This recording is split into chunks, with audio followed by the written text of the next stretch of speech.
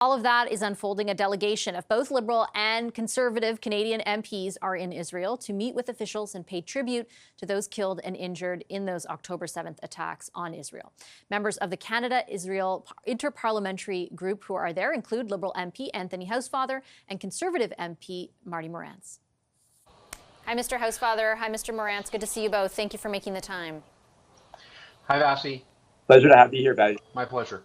Maybe if you could convey to us just sort of what it is like being there and how you would describe the atmosphere in Israel right now. Thank you, Vassy. Well, we've had a number of meetings today. I have to say, I have to describe this as a country that is in mourning and is in shock. Today we met with a young man in his 40s who told us the story of that his parents were murdered in their home, just a block away from where he lives and was with his children in a safe room. We also met with a lady whose daughter has been held captive by Hamas terrorists since October 7th for the last 45 days.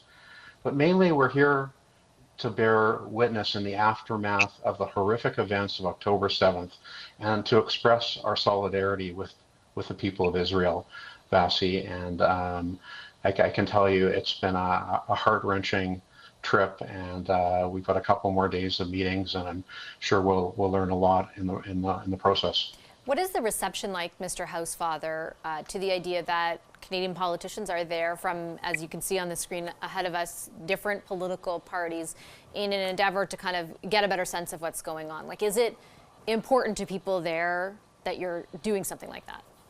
It is incredibly important.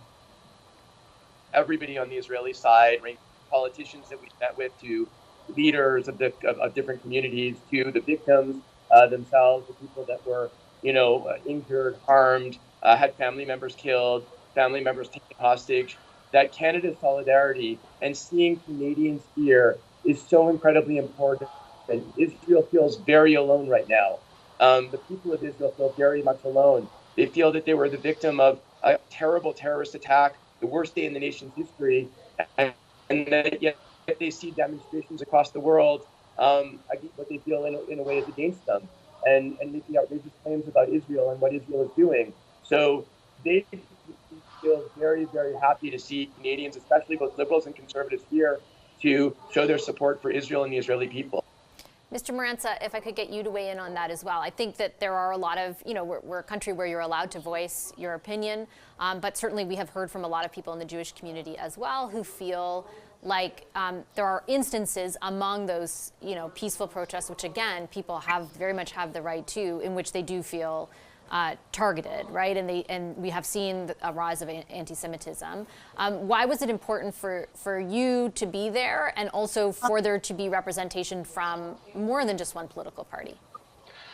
Well, Vassy, I think it's important to understand that the terrorist attacks that were committed by Hamas represent the single worst attack on Jews since the Holocaust. And so it's very, very important as Canadian politicians and from the Canadian perspective that our governments stand with Israel, with our ally Israel, a democratic country, the only democratic country in the Middle East, and with the Jewish people and the citizens of Israel in this very, very difficult time. And that's why we're here. We're here to show solidarity with the people of Israel and to show them that Canada is here for them as their friend and ally.